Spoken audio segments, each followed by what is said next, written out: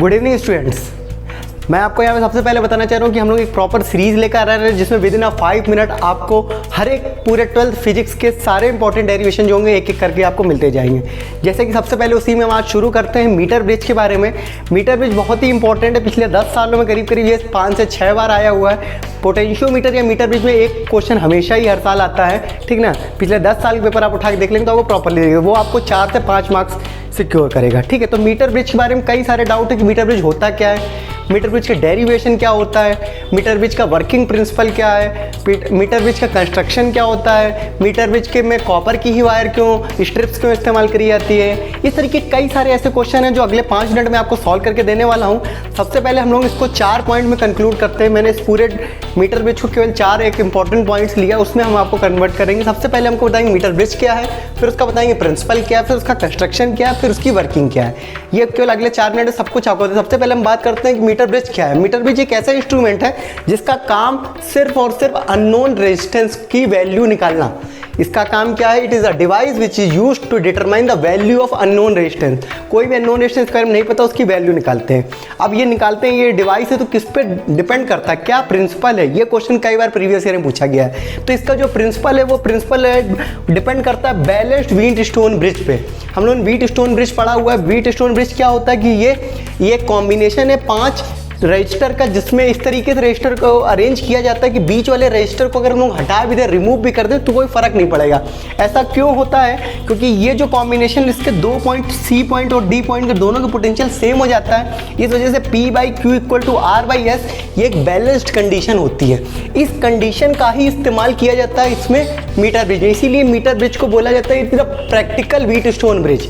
इसका एक और भी नाम है प्रैक्टिकल व्हीट या फिर application of wheat stone bridge भी जो होता है मीटर ब्रिज। अब इसका नाम मीटर ब्रिज रखा गया तो वही चीज़ के कंस्ट्रक्शन, जो हम लोग पॉइंट नंबर 3 हमारा कंस्ट्रक्शन का जो पॉइंट नंबर 3 इसको समझते हैं, मीटर के नाम से इसमें जुड़ा हुआ है कि मीटर यानी कि 1 मीटर। तो यहाँ पे बेटा जो हम लोग एक वायर लेते हैं वो वायर होता है 1 मीटर का, और यहाँ पे इसको जोड़ देते हैं कॉपर की स्ट्रिप से। तो पहला क्वेश्चन प्रीवियस ईयर में आपको दिख जाएगी कॉपर की स्ट्रिप क्यों इस्तेमाल करी जाती है। तो कॉपर की स्ट्रिप इसलिए इस्तेमाल करी जाती है क्योंकि वहाँ पे रेजिस्टेंस जो होता है बिल्कुल नेग्लिजिबल होता है, इसलिए कॉपर की स्ट्रिप इस्तेमाल की। दूसरा क्वेश्चन आपको ये मिल जाएगा कि ये जो वायर है इसमें कौन सी चीज़ का मिलके बना होता है, कौन सा मेटल क्या लगा होता है। तो वो बेटा लगा होता है मैग्नानिन या कॉन्स्टेंटिन, ये एलॉयज होते हैं। तो एलॉयज से मिलकर इसका वायर जो होता है ये 1 मीटर का वायर वो बनाया जाता है। क्यों? क्योंकि इसका बेटा टेम्परेचर कोफिशिएंट बहुत कम होता है, ये टेम्परेचर डिपेंडेंट नहीं होता है, इस वजह से इसका इस्तेमाल किया जाता है, ठीक है। इंडिपेंडेंट ऑफ टेम्परेचर होता है। अब देखते हैं ये सारी चीज़, इसमें एक और चीज़ हमें बनानी पड़ती है। देखिए ये बनाया मैंने, ये कॉपर की स्ट्रिप लगी, इसके साथ एक नॉन रेजिस्टेंस जोड़ दिया जिसका नाम R है। एक और इसी कंस्ट्रक्शन इंपॉर्टेंट चीज़ है, एक अननोन रेजिस्टेंस जिसका नाम S है।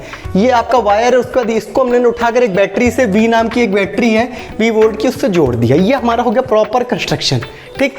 कंस्ट्रक्शन में एक R नॉन रेजिस्टेंस है, S जो अननोन रेजिस्टेंस है RAD।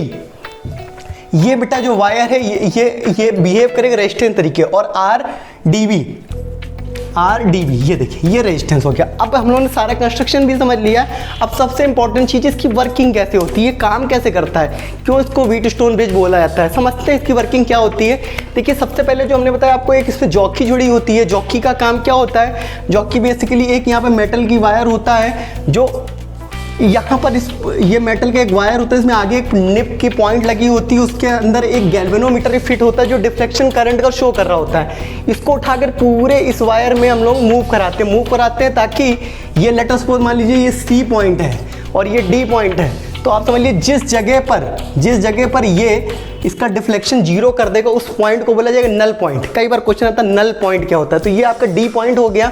और अब देखिए C और D दोनों जगह का यहाँ पे करंट 0, इसका मतलब इन दोनों का पोटेंशियल सेम, यानी कि ये रेजिस्टेंस 4 रेजिस्टेंस हो गए, बीच में करंट 0, बिल्कुल ये बन गया व्हीट स्टोन ब्रिज बन गया। तो हम लोग उसी तरीके से हम लोग मान लेंगे इस जो करंट है उसमें रेजिस्टेंस पर यूनिट लेंथ की वैल्यू आर है, वहाँ पर जो रेजिस्टेंस पर सेंटीमीटर कर चुकी है तो पर सेंटीमीटर वो आर है, तो आर ए डी इसका रेजिस्टेंस की वैल्यू होगी एल इंटू आर। अगर इसकी बात करते हैं आर डी बी, इसकी वैल्यू होगी, ये एल है, ये पूरी 100 सेंटीमीटर है तो ये बेटा आ जाएगा 100 माइनस एल, तो 100 माइनस एल ये लेंथ हो गई और आर इसका डिस्टेंस हो गया, दोनों मिलकर ये आर डी बी इसका रेजिस्टेंस हो गया।